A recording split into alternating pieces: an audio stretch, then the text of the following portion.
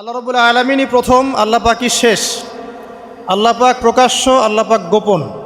ওয়া হুয়া বিকুল্লি শাইইন আলিম। আল্লাহ পাক বলছেন তিনি প্রত্যেকটা বিষয় সম্পর্কে জ্ঞানী। সূরা হাদিদ আয়াত নাম্বার 3। তো আমরা বুঝতে পারছি যখন কোনো কিছু ছিল না তখন আল্লাহ রাব্বুল আলামিন ছিলেন, আবার যখন কিছু থাকবে না তখন আল্লাহ পাক থাকবেন। কুল্লু মান আলাইহা ফান ওয়া ইয়াবকা ওয়াজহু রাব্বিকা যুল জালালি ওয়াল ইকরাম। সমস্ত কিছু ফানা হয়ে যাবে, শুধুমাত্র আল্লাহ রাব্বুল আলামিনের সত্তা, জাত এটা বাকি থাকবে। তার মানে আল্লাহ পাকই শুরু, আল্লাহ পাকই শেষ। আল্লাহর কোনো শুরু নাই, আল্লাহর কোনো শেষ নাই। এখন কেউ যদি প্রশ্ন করে যে আল্লাহ সব কিছু সৃষ্টি করেছেন, তাহলে আল্লাহকে কে সৃষ্টি করলো? নাউজুবিল্লাহ। তো তখন আমরা বলবো যে যদি কেউ আল্লাহকে সৃষ্টি করতো তাহলে তো সেই সৃষ্টিকর্তা হয়ে যেত, তাই নয় কি? এইভাবে এক এক করে যদি আমরা পিছনের দিকে যেতে থাকি তাহলে একটা পর্যায়ে গিয়ে তো আমাদেরকে থামতে হবে। তো আমরা যেখানে গিয়ে থামছেন সেটাই হচ্ছে আল্লাহ রাব্বুল আলামিন। আল্লাহ পাকের আগে কিছুই ছিল না, বরং অতীত, বর্তমান, ভবিষ্যৎ এটা সময়ের মধ্যে আছে, যে সময়ের মধ্যে আমরা বাস করছি। আল্লাহ রাব্বুল আলামিনের কাছে এরকম অতীত, বর্তমান, ভবিষ্যৎ কিছু নাই। আল্লাহ রাব্বুল আলামিন একা ছিলেন, তখন কিছুই ছিল না। আবার যখন সব কিছু ধ্বংস হয়ে যাবে আল্লাহ পাক একাই থাকবেন, আর কিচ্ছু থাকবে না। এখন আল্লাহ পাক সর্বপ্রথম সৃষ্টি করলেন আরশে আজিম। কি সৃষ্টি করলেন? এবং আরশটা পানির উপরে ছিল। কিসের উপরে? পানির উপরে। এরপরে আল্লাহ রাব্বুল আলামিন সৃষ্টি করেছেন কলম। আল্লাহ পাকের কাছে লাউহে মাহফুজ আছে। লাউহে মাহফুজ মানে সুরক্ষিত একটা ফলক। এখানে আল্লাহ পাক কলমকে বললেন লিখো। কলম বলল যে মাযা আকতুব, আমি কি লিখবো হে আল্লাহ? আল্লাহ পাক বললেন কিয়ামত পর্যন্ত যা যা হবে, শেষ দিন পর্যন্ত যা কিছু ঘটবে লিখে ফেলো। কলম লিখে ফেলেছে কিয়ামত পর্যন্ত কি কি হবে। অতএব আপনার রিজিক নিয়ে এত টেনশন করার কোনো দরকার নেই। বিয়ে শাদী হচ্ছে না, এই জন্য কবরে গিয়ে মানত করার কোনো দরকার নেই। সময় মতো হবে ইনশাআল্লাহ। যখন রিজিক তাকদিরে লেখা আছে সময় মতো ইনশাল্লাহ হবেই। তাকদিরের বাইরে কিচ্ছু হবে না। তো আল্লাহ পাক তাকদির লিখে ফেললেন। এমনকি লাউহে মাহফুজে কোরআনও লিপিবদ্ধ আছে। সূরা বুরুজ পড়েন নাই? বাল হুয়া কুরআনুম মাজিদ ফি লাউহিম মাহফুজ। লাউহে মাহফুজ থেকে কোরআন মাজিদ নাজিল করা হয়েছে প্রথম আসমানে। এরপর প্রথম আসমান থেকে আস্তে আস্তে ধাপে ধাপে বিভিন্ন ঘটনার পালাক্রমে রাসূলুল্লাহ সাল্লাল্লাহু আলাইহি ওয়াসাল্লামের কলবের মধ্যে জিবরাইল আলাইহিস সালামের মারফতে ওহী করা হয়েছে। এই হলো কোরআন, যেটা নাজিল হতে সময় লেগেছে 23 বছর। তো লাউহে মাহফুজ আল্লাহ রাব্বুল আলামিন সব লিখে ফেললেন। এভাবে 6 দিন, আল্লাহ পাকের হিসেবে 6 দিন কত লম্বা আল্লাহ ভালো জানেন। 6 দিনে আল্লাহ রাব্বুল আলামিন এরপর সৃষ্টি করলেন পুরো মহাবিশ্ব। পুরো মহাবিশ্ব বলতে আমি শুধু পৃথিবীর সৌরজগৎ বোঝাচ্ছি না। এই মঙ্গল, বুধ, শনি, বৃহস্পতি এইটুক না, এরকম হাজার হাজার সৌরজগৎ মিলে একটা গ্যালাক্সি হয়, আর হাজারটা গ্যালাক্সি মিলে গিয়ে একটা আসমান হচ্ছে, মহাকাশের একটা ছায়াপথ আসমান হচ্ছে। তো এরকম 7টা আসমান বা 7টা মহাবিশ্ব আল্লাহ পাক সৃষ্টি করলেন মাত্র 6 দিনে। কয় দিনে? ফি সিত্তাতি আইয়াম। 6 দিন আল্লাহ পাক সৃষ্টি করলেন। এরপর আল্লাহ রাব্বুল আলামিন প্রত্যেক মহাকাশে তার যার যার কাজ সেটা দিলেন। যেখানে যেখানে মাখলুক সৃষ্টি করা আল্লাহ পাক করলেন। আল্লাহ রাব্বুল আলামিন মালায়েকা সৃষ্টি করলেন নূর দিয়ে। কি দিয়ে? আলো দিয়ে। আলোর মধ্য দিয়ে আল্লাহ রাব্বুল আলামিন ফেরেশতা সৃষ্টি করলেন। আল্লাহ পাক জিন সৃষ্টি করলেন। জিন কি দিয়ে? আগুন দিয়ে। একদম যেটা উত্তপ্ত আগুন, লাল আগুন, সেই আগুন দিয়ে আল্লাহ পাক জিন জাতিকে সৃষ্টি করলেন। সৃষ্টি করার পর আল্লাহ রাব্বুল আলামিন জিন জাতিকে পৃথিবীতে পাঠিয়েছেন। কোথায়? আর এখন মানুষ পৃথিবীতে যা করছে, জিন জাতীয় কিছুটা এরকমই কাজ করেছিল, বরং তার চেয়েও হয়তো বেশি করেছিল। পৃথিবীতে সে ফিতনার ফাসাদ সৃষ্টি করেছিল। এক পর্যায়ে আল্লাহ রাব্বুল আলামিন জিন জাতিকে ধ্বংস করে দিলেন। কিছু কিছু জিনকে আল্লাহ পাক অবশিষ্ট রাখলেন, যেগুলো পাহাড়ে, পর্বতে, বিভিন্ন জায়গায়, সমুদ্রে আশ্রয় নিল। পাহাড়ি এলাকাগুলোতে জিন থাকে, গভীর সমুদ্রে জিন থাকে, জঙ্গলে জিন থাকে। এরকম কিছু জায়গা আছে, এগুলোর মধ্যে জিনরা থাকে। তো ওদেরকে ডিস্টার্ব করতে গেলে সমস্যা, আপনাকে ধরে ফেলবে। আর যদি প্রতিদিন সকাল সন্ধ্যার জিকির আজগার ঠিকঠাক মতো না করেন, কোরআন তেলাওয়াত ঠিকঠাক মতো না করেন, নামাজি না হন আর পবিত্র না থাকেন, তাহলে জিন ধরার সম্ভাবনা বেশি। আর আমার মনে হয় এখনকার যে মেয়েগুলো রাস্তাঘাটে ঘোরাফেরা করে, এদের বেশিরভাগই জিন ধরা। কারণ আছে, এমনি এমনি বলি নাই। এটা আপনাকে বুঝতে হলে আল্লাহ এবং তার রাসূলের চোখ দিয়ে দেখতে হবে তো। কারণ তাদের চালচলন স্বাভাবিক না, কিছু একটা ওদের উপর ভর করেছে। ওই ভরটা করার কারণে তার চালচলন আজকে এমন হয়ে গেছে। এবং বহু মেয়ের ঘটনা এমন শোনা যায় যে সরাসরি তারা জিন দ্বারা ইফেক্টেড হয়। দেখেন না, রুকিয়া করতে হয়, শরীয়ীভাবে রুকিয়া করতে হয়। তো খেয়াল রাখবেন, সকাল সন্ধ্যার জিকির আজগার ঠিক রাখবেন, কোরআন তেলাওয়াতটা ঠিক রাখবেন, নামাজি হবেন, পাক পবিত্র থাকবেন, জিন আপনাকে কোনো ক্ষতি করতে পারবেন না ইনশাআল্লাহ। জিনরা কিন্তু রাসূল সাল্লাল্লাহু আলাইহি ওয়াসাল্লামেরও ক্ষতি করার চেষ্টা করেছিল। আল্লাহ রাসূল সাল্লাল্লাহু আলাইহি ওয়াসাল্লাম ওটাকে ধরেছিলেন, ধরে মসজিদের খুঁটির সাথে বেঁধে রেখেছে। নামাজের মধ্যে জিন আমাদের নবীকে ডিস্টার্ব করেছিল, আল্লাহ রাসূল ওই জিনকে ধরেছেন, ধরে খুঁটির সাথে বেঁধে রেখেছেন। তারপরে তার মনে পড়ল সুলাইমান আলাইহিস সালামের কথা। সুলাইমান আলাইহিস সালাম বলেছিল আল্লাহকে, আল্লাহ আমাকে যে ক্ষমতা তুমি দিয়েছো, আমার পরে কাউকে এই ক্ষমতা আর দিও না। আর সুলাইমান আলাইহিস সালামকে আল্লাহ পাক জিন জাতিকে অনুগত করে দিয়েছিলেন। সুলাইমান আলাইহিস সালামের নির্দেশে জিন জাতি বিভিন্ন কাজ করত, এমনকি সমুদ্রের মধ্যে ডুবুরির কাজও করত, সমুদ্রের ভিতর থেকে রত্ন বের করে নিয়ে আসতো। এগুলো কিন্তু অলিক রূপকথা নয়, সত্য ঘটনা। তখন নবী সাল্লাল্লাহু আলাইহি ওয়াসাল্লাম বললেন যে আমার ভাই সুলাইমানের কথা আমার মনে পড়ে গেল, তাই আমি জিনটাকে ছেড়ে দিলাম। তো আল্লাহ পাক জিন জাতিকে সৃষ্টি করে এই পৃথিবীতে পাঠানোর পর তারা এরকম ফিতনা এবং ফাসাদ সৃষ্টি করার পরে আল্লাহ পাক ওদেরকে ধ্বংস করে দেন। দেওয়ার পরে আরও অনেক যুগ এবং অনেক শতাব্দী কেটে যায়। কত যুগ কত শতাব্দী আল্লাহ ভালো জানেন। অনেক লম্বা সময় পরে গিয়ে আল্লাহ রাব্বুল আলামিন ফেরেশতাদেরকে ডাকেন। কাদেরকে ডাকেন? তাদেরকে ডেকে বলেন, ওয়াইজ ক্বালা রাব্বুকা লিল মালায়েকা, স্মরণ করো নবী সেই সময়ের কথা যখন তোমার রব ফেরেশতাদেরকে ডাকলেন, ডেকে বললেন, ইন্নী জাইলুন ফিল আরদি খলিফা, হে ফেরেশতা মণ্ডলী, আমি পৃথিবীতে আমার খলিফা পাঠাতে চাই। কি পাঠাতে চাই ভাই? খলিফা। খলিফার দুটো অর্থ, একটা হচ্ছে ওই যে জিনরা যে চলে গেল, ওর স্থলাভিষিক্ত হয়ে আরেকটা জাতি, স্থলাভিষিক্ত হওয়া। আরেকটা ব্যাখ্যা হচ্ছে খলিফা শব্দের মানে হচ্ছে যে ব্যক্তি আল্লাহ পাকের বিধান অনুযায়ী পৃথিবীতে বিচার ফয়সালা করে, সে আল্লাহর খলিফা। আমি কি বুঝাতে পারছি? আল্লাহ পাক ফেরেশতাদেরকে বললেন, আমি পৃথিবীতে আমার খলিফা পাঠাতে চাই, প্রতিনিধি, এবং যে আল্লাহর বিধান দ্বারা বিচার ফয়সালা করে। তখন ফেরেশতারা বলছেন, ক্বালু, ফেরেশতারা বলছেন, আতাজআলু ফিহা মান ইউফসিদু ফিহা ওয়া ইয়াসফিকুদ দিমা, হে আল্লাহ, আপনি কি এমন কোন সৃষ্টিকে আবার পৃথিবীতে পাঠাতে চান যে পৃথিবীতে গিয়ে ফিতনা ফাসাদ সৃষ্টি করবে অথবা রক্তপাত ঘটাবে? ফেরেশতারা এই কথা কিভাবে বলতে পারলো? হ্যাঁ, জিন জাতির অভিজ্ঞতার আলোতে। ঠিক আছে? তখন আল্লাহ পাক বলছেন, ইন্নী আ'লামু মা লা তা'লামুন, দেখো আমি যা জানি তোমরা তা জানো না। মানে তারা ফিতনা ফাসাদ সৃষ্টি করতে পারে, কিন্তু আমার কিছু মুখলেস বান্দা থাকবে যারা এই পথে পা বাড়াবে না। আচ্ছা, এবার আল্লাহ রাব্বুল আলামিন আদম আলাইহিস সালামকে সৃষ্টি করলেন। আল্লাহ পাক নিজের হাত দিয়ে আদম আলাইহিস সালামকে সৃষ্টি করেছেন। সূরা সদের মধ্যে আল্লাহ পাক বলেছেন, দেখুন, মহাবিশ্বের কোনো সৃষ্টির ব্যাপারে বলা হয়নি যে খলাকতু বিয়াদাই, আমি নিজ হাতে তাকে সৃষ্টি করেছি।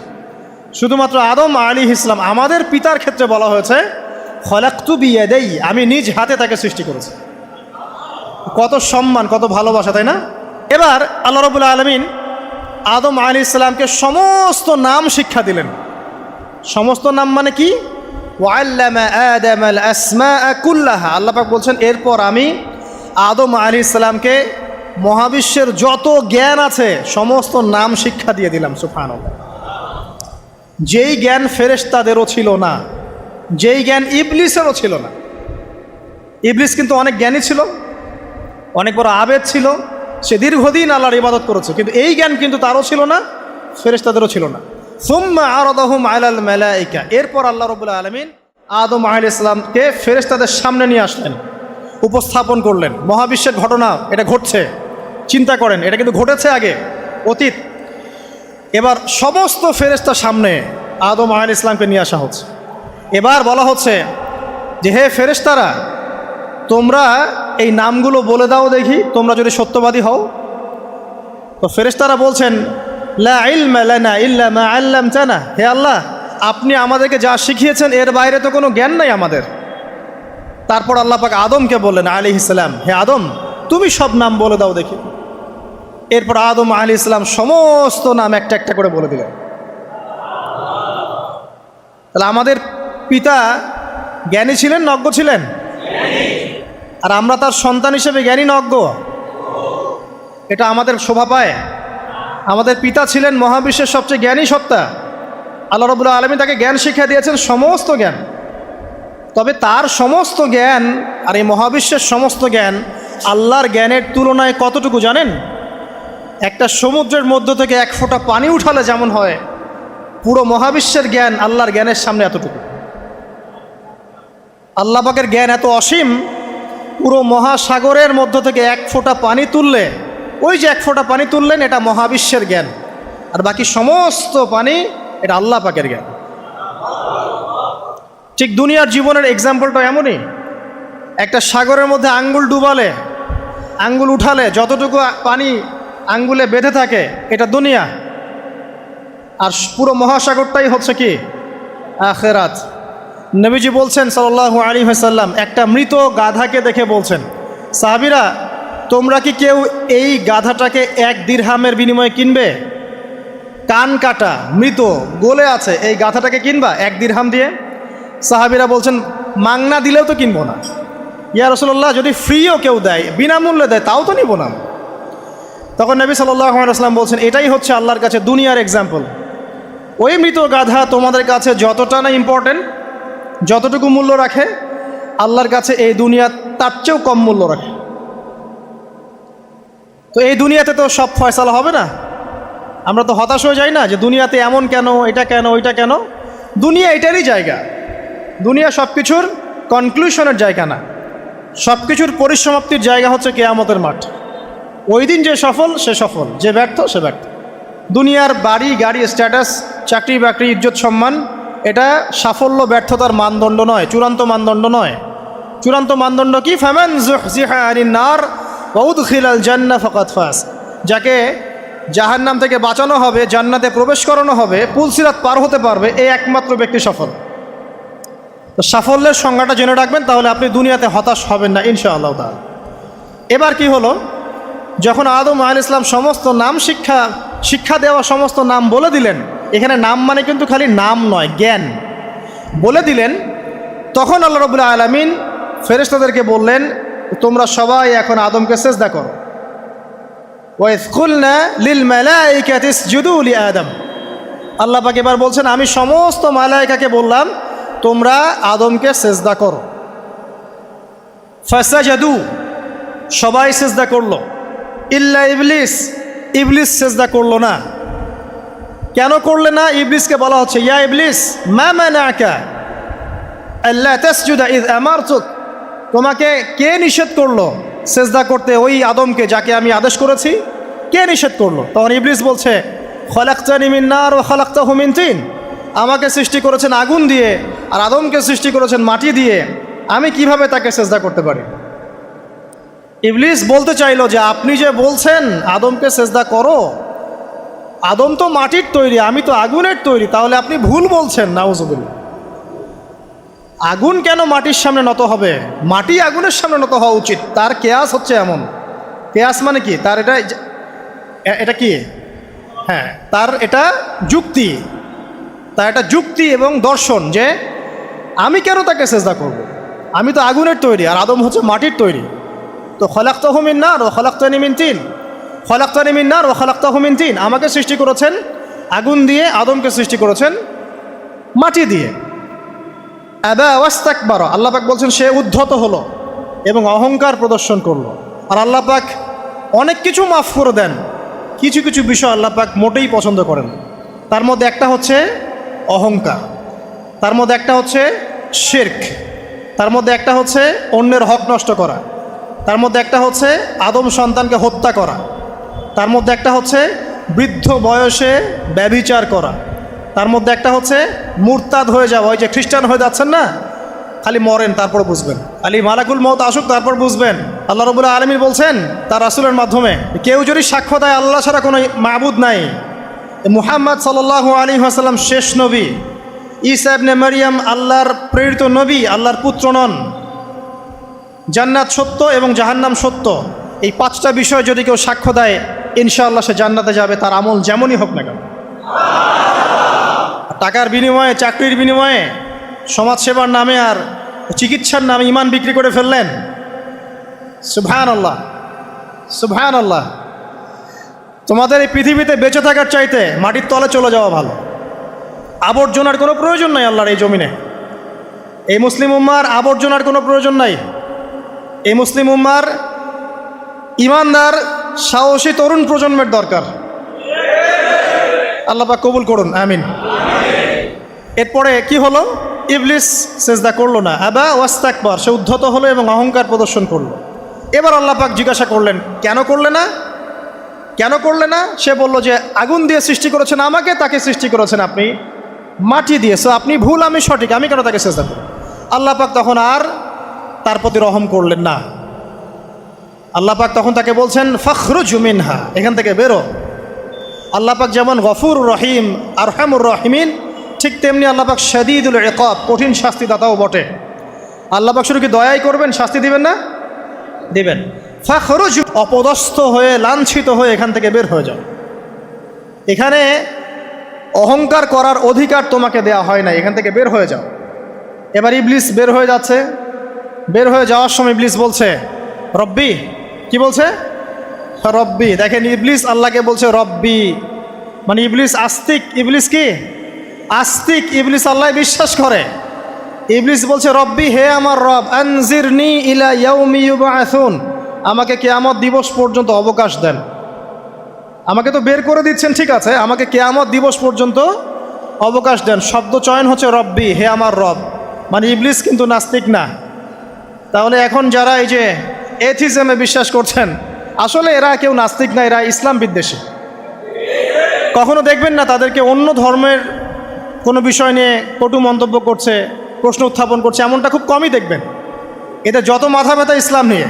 এখানে দেখেন ইবলিসের কথা বলছি, ইবলিস কিন্তু আস্তিক। ইবলিস কি বলছে? রব্বি আনজিরনি ইলা ইয়াউমি ইউবআসুন, হে আমার রব। ইবলিস জানে যে আল্লাহ তার রব। ওই যে সূরা হাশরের শেষের দিকে পড়ে দেখবেন ইবলিস বলে উকফুর, তোমরা কুফরি করো। তারপরে মানুষ যখন কুফরি করে সে বলে আমি ইন্নী আখাফুল্লাহ রাব্বাল আলামিন, আমি আল্লাহকে ভয় করি যে জগৎ সমূহের প্রতিপালক। শয়তানকে মানুষ গিয়ে জিজ্ঞাসা করবে, জাহান্নামীরা, তুমি আমাদেরকে পথভ্রষ্ট করেছিলে। শয়তান বলবে আমি কিচ্ছু করি নাই, আমি তোমাদেরকে কোনো কাজে ফোর্স করি নাই, আমি শুধু তোমাদেরকে ওয়াসওয়াসা দিয়েছি, তোমরা নিজেরাই কাজ করেছো। ফালা তালুমুনি ওয়ালুমু আনফুসাকুম, সূরা ইব্রাহিম পড়ে দেখেন। শয়তান বলবে তোমরা আমাকে লানত করো না, নিজেদেরকেই লানত করো, আমি তো তোমাদেরকে বাধ্য করে কাজ করাই নাই, তোমরা নিজেরাই করেছো এই কাজগুলো। আসুন সামনে যাই। এবার আল্লাহ পাক যখন ইবলিসকে বের করে দিলেন, সে বলছে আমাকে কিয়ামত পর্যন্ত অবকাশ দিন। কিয়ামত পর্যন্ত অবকাশ নিয়ে ইবলিস কি করবে? উত্তর, ইবলিস বলছে ফাবিমা আগওয়াইতানি, হে আল্লাহ, যে কারণে বা যে আদমের কারণে আপনি আমাকে এখান থেকে বের করে দিলেন, লাআকউদান্না লাহুম সিরাতাকাল মুস্তাকিম, আমি সে আদম সন্তানের সরল পথে ওত পেতে বসে থাকব। শয়তানের কথা কি মনে থাকবে যুবক ভাইরা? শয়তানের চ্যালেঞ্জ কি? আমি আদম সন্তানের সরল পথে ওত পেতে বসে থাকবো, মানে আমার আপনার সবার পথে সে ওত পেতে বসে আছে। এটা যদি মাথায় থাকে তাহলে জীবনে চলা সহজ হয় না? আচ্ছা, আর কি করব? সুম্মা লাআতিয়ান্না মিন বাইনি আইদিহিম, শুধু বসেই থাকবো না, আমি আসবো তাদের সামন থেকে, ওয়া মিন খালফিহিম, তাদের পিছন থেকে, ওয়া আন আইমানিহিম, তাদের ডান দিক থেকে, ওয়া আন শামাইলিহিম, তাদের বাম দিক থেকে, ওয়ালা তাজিদু আকসারাহুম শাকিরিন, হে আল্লাহ, আপনি বেশিরভাগ আদম সন্তানকে শুকরগুজার পাবেন না। কার কথা? শয়তানের। এই কথাটা কি সত্য না মিথ্যা? এখন বেশিরভাগ লোক নামাজ পড়ে না পড়ে না? পড়ে পড়ে না। বেশিরভাগ মুসলিমের দাড়ি আছে না নাই? বেশিরভাগ মুসলিম সুদ খায় না খায় না? এখন বেশিরভাগ তরুণ প্রজন্মের জেনায় আছে না নাই? পর্নোগ্রাফি সবাই দেখে না দেখে না? অন্যের সম্পদ আত্মসাৎ মানুষ করছে না? দুর্নীতি করছে না? ঘুষ খাচ্ছে না? ইসলামের বিধান 100% পালন করে কত পার্সেন্ট মানুষ? খুব কম। আচ্ছা বাদ দেন এত বড় বড় কথা, শুধু কোরআনুল কারীম তেলাওয়াত করতে পারে কতজন মানুষ? বলি না আমরা 90% মুসলিমের বাংলাদেশ, তো 90% মুসলিমের বাংলাদেশে কত ভাগ মুসলিম কোরআন তেলাওয়াত করতে পারে? একটা শুমারি করে দেখেন, কোরআন শুমারি। এটা কোরআন শুমারি করে দেখেন যে কত পার্সেন্ট মুসলিম শুদ্ধ করে কোরআন পড়তে পারে। যারা পড়তে জানে তাদেরও পড়া যে কত ভুল আছে, আলেম ওলামার কাছে গেলে বুঝতে পারবেন। আর এই ভুলের কারণে যে অর্থ কত পরিবর্তন হচ্ছে আপনি তো জানেনই না। তো এই যে শয়তান বলেছে ওয়ালা তাজিদু আকসারহুম শাকিরিন, আপনি বেশিরভাগকেই শুকরগুজার পাবেন। তো কথা সত্য না মিথ্যা? দেখেন, ও কিন্তু তার মিশনের মধ্যে ঠিকই আছে। কথা যে সত্য তার প্রমাণ সহিহ বুখারীর একটা হাদিস, যেটা 4 বার এসেছে বুখারীর মধ্যে, যে আদম আলাইহিস সালামকে ডাকা হবে কিয়ামতের মাঠে, ডেকে বলা হবে তোমার সন্তানদের মধ্য থেকে জাহান্নামীদেরকে আলাদা করে দাও। আদম আলাইহিস সালাম বলবেন কতজনকে আলাদা করে দিব?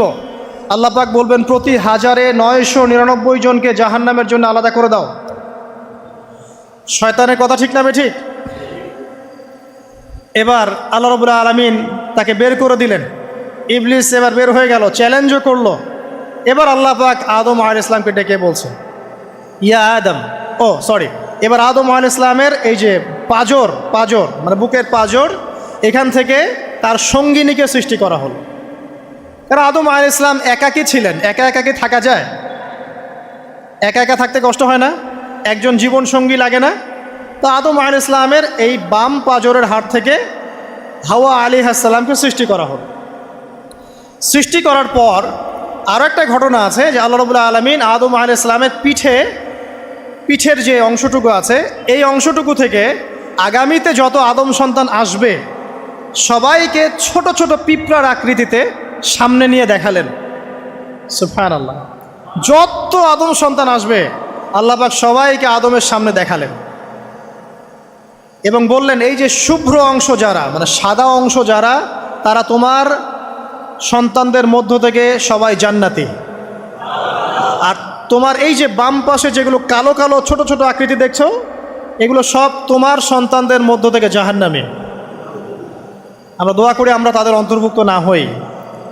এবার আল্লাহ পাক সবাইকে বললেন, সূরা আরাফের মধ্যে আসছে 182 নম্বর আয়াতে মনে হয়, আল্লাহ পাক বলেন আলাস্তু বিরব্বিকুম, হে আদমের সন্তানরা আমি কি তোমার রব নই? আমি কি তোমাদের রব নই?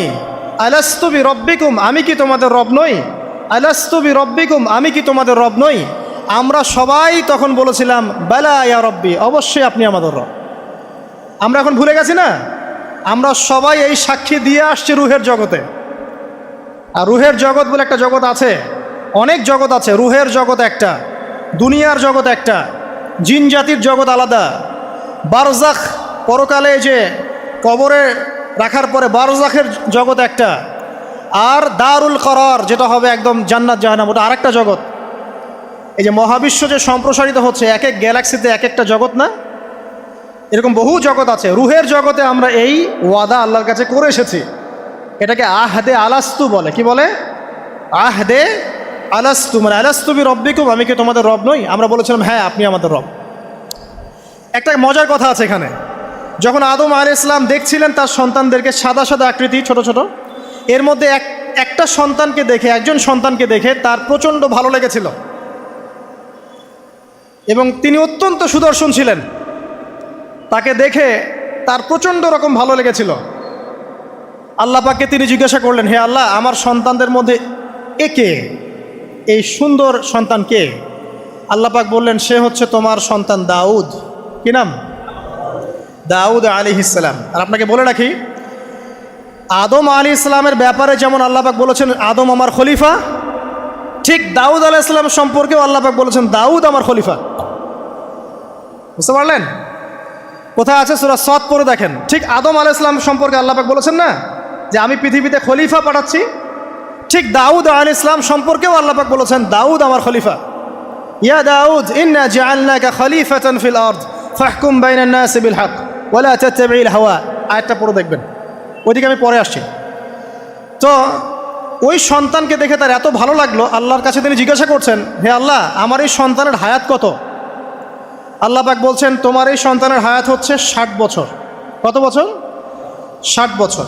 আর আমাদের উম্মতে মুহাম্মাদের কিন্তু গড় আয়ু এরকম 60-65, এর বেশি না গড় আয়ু। তখন আদম আলাইহিস সালাম বলেন, আল্লাহ আমার হায়াত থেকে তাকে 40 বছর দিয়ে দাও, আমার হায়াত থেকে তাকে 40 বছর দিয়ে দাও। আল্লাহ পাক তাকে 40 বছর দিয়ে দিলেন। তাই আদম আলাইহিস সালামের 1000 বছর হায়াত হয়ে গেল 960 বছর, আর দাউদ আলাইহিস সালামের 40 বছর হায়াত হয়ে গেল 100 বছর। এখন আসেন এই জায়গায় যে আদম আলাইহিস সালাম এবং দাউদ আলাইহিস সালাম দুইজনকে আল্লাহ পাক কি বলেছেন? খলিফা। খলিফা কে? খলিফা কাকে বলে? এটা একটু শুনে নি ছোট্ট করে। সূরা সদ পড়বেন 24 কি 26 নম্বর আয়াত। আল্লাহ পাক বলছেন ইয়া দাউদ, হে দাউদ খলিফার কাজ কি এটা শোনেন। হে দাউদ ইন্না জাআলনাকা খলিফাতান ফিল আরদ, নিশ্চয়ই আমি আল্লাহ তোমাকে পৃথিবীতে খলিফা করেছি। কি করেছি? খলিফা করেছি। তোমার কাজ কি? ফাহকুম বাইনান নাসি বিল হক, মানুষের মাঝে আল্লাহর বিধান দ্বারা হকের মানদণ্ডে বিচার ফয়সালা করবে। তাহলে আল্লাহর খলিফার দায়িত্ব কি? আল্লাহর বিধান দ্বারা বিচার ফয়সালা করা। ওয়ালা তাত্তাবিল হাওয়া, তুমি নিজের প্রবৃত্তির অনুসরণ করবে না। ফায়ুদিল্লাকা আন সাবিলিল্লাহ, তাহলে তোমাকে এটা সরল পথ থেকে বিচ্যুত করে দেবে। ইন্নাল্লাযীনা ইউদিল্লুনা আন সাবিলিল্লাহ, নিশ্চয় যারা আল্লাহর পথ থেকে বিচ্যুত হয়ে যায়, লাহুম আযাবুন শাদীদ, তাদের জন্য কঠিন শাস্তি আছে। বিমা নাসু ইয়াউমাল হিসাব, এই কারণে যে তারা হিসাবের দিনটা ভুলে গেছে। এই আয়াত থেকে খলিফার ফাংশন বুঝতে পারলেন? খলিফার ফাংশন কি? আপনি যা ইচ্ছা তাই ফয়সালা করবেন, নিজের মন গড়া যা ইচ্ছা রচনা করবেন। ফাহকুম বাইনান নাসি বিল হক, মানুষের মধ্যে হকের মানদণ্ডে বিচার ফয়সালা করো। হকটা কি জিনিস? আমার দর্শন হক, আমার ফিলোসফি হক, আমার যুক্তি, আমার বিজ্ঞান, এগুলোই হকের মানদণ্ড। হকের মানদণ্ড কি? কোথায় উত্তর আছে? কোরআনেই উত্তর আছে। কোন সূরা? সূরা কাহফ। কত নম্বর আয়াত? আয়াত নম্বর 29। আল্লাহ পাক বলছেন ওয়াকুলিল হাক্কু মির রাব্বিকুম, হক সেটাই যা তোমার রবের পক্ষ থেকে নাজিল। কথা কি ক্লিয়ার? হক কি জিনিস? যা তোমার রবের পক্ষ থেকে নাজিল হয়। ফামান শাআ ফালইউমিন, যার ইচ্ছা হয় সে স্বীকার করুক। ওয়ামান শাআ ফালইয়াকফুর, যার ইচ্ছা হয় সে অস্বীকার করুক। ইন্না আ'তাদনা লিযালিমিনা নারান, অস্বীকারী জালেমদের জন্য আমি আগুন প্রস্তুত করে রেখেছি। তো এখানে আপনি হকের সংজ্ঞা পেলেন এবং হকের মানদণ্ডে বিচার ফয়সালা করলে পরে খলিফা হয়।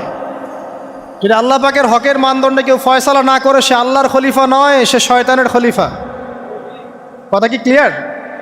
আচ্ছা, এখন যদি আপনি বাধ্য হন কোনো ক্ষেত্রে সেটা আলাদা বিষয়, বাধ্য হয়েছেন সেটা আলাদা বিষয়, কিন্তু আকীদা স্পষ্ট থাকতে হবে যে আল্লাহ রাব্বুল আলামিনের বিধান চূড়ান্ত, এর উপর কোনো বিধান নাই। এখন আপনি আদম এবং দাউদ আলাইহিস সালামের মধ্যে একটা সম্পর্ক বুঝতে পারলেন। এবার আল্লাহ পাক আদম আলাইহিস সালামকে ডাকলেন, ডেকে বলছেন আদম এবং হাওয়া, তোমরা দুজন উসকুন আনতা ওয়া যাওজুকাল জান্নাহ, এবার তুমি আর তোমার স্ত্রী হাওয়া তোমরা জান্নাতে থাকো। ফাকুলা মিনহা রাগাদান হাইথু শি'তুমা, জান্নাতের যেখান থেকে ইচ্ছা তোমরা ফল খাও বা যা ইচ্ছা তাই করো, সব কিছু উন্মুক্ত তোমাদের জন্য জান্নাতে। একটা বিষয়, ওয়ালা তাকরাবা হাযিহিশ শাজারা, এই যে গাছটা দেখছো এই গাছের কাছেও যাবে না।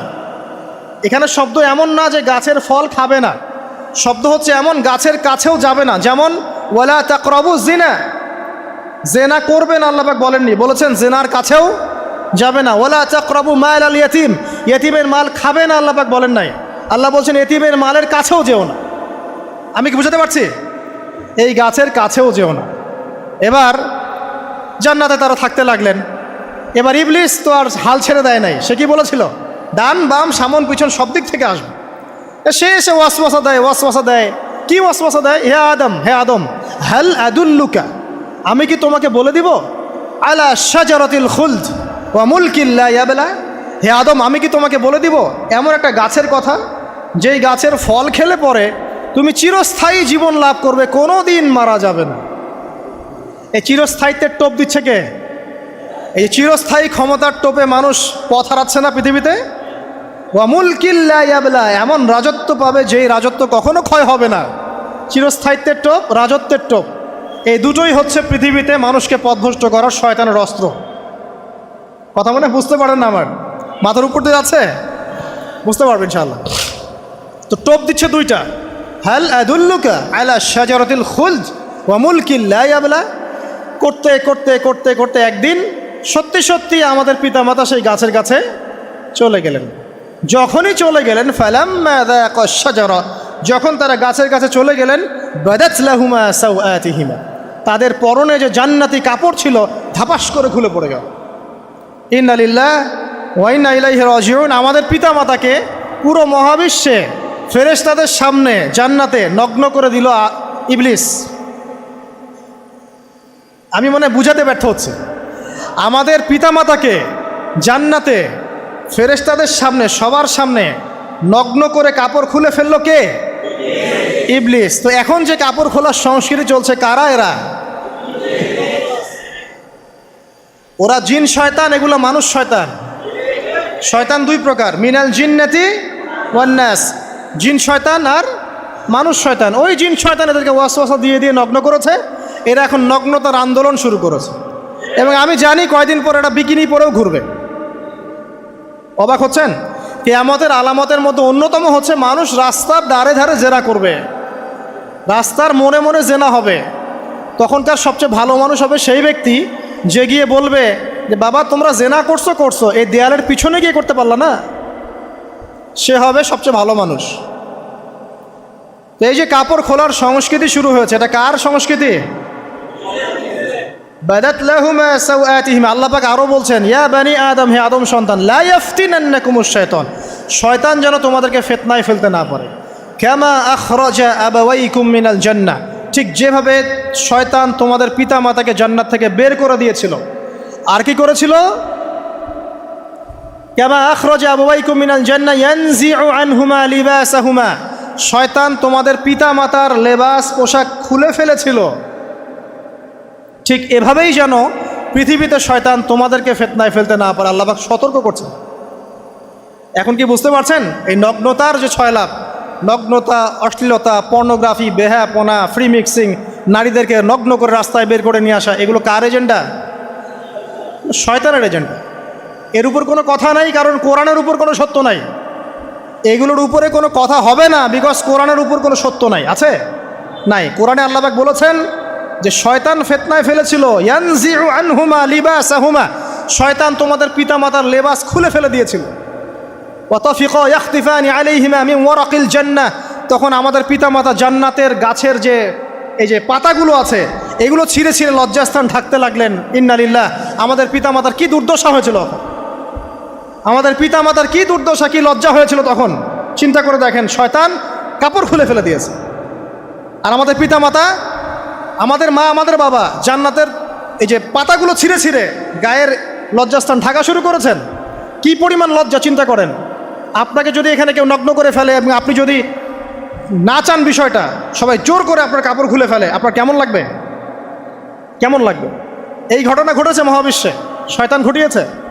এরপর আল্লাহ পাক ডাকলেন, ডেকে বলছেন, ইয়া আদম, হে আদম, আলাম আনহাকুমা আন তিলকুমা শাজারা, হে আদম আমি কি তোমাদেরকে দুজনকে নিষেধ করি নাই যে গাছের কাছে যাবে না? আমি কি তোমাদের দুইজনকে নিষেধ করি নাই যে তোমরা গাছের কাছে যাবে না? তখন আদম আলাইহিস সালাম বুঝতে পারলেন যে তারা একটা বড় ভুল করে ফেলেছে।